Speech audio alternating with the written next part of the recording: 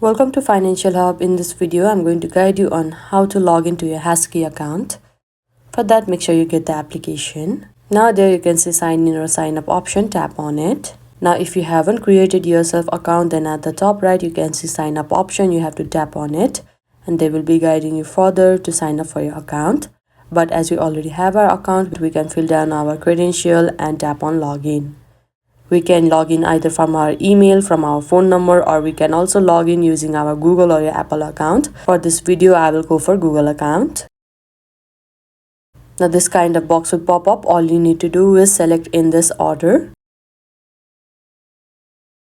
Now this kind of box will pop up. All you need to do is enter your verification code.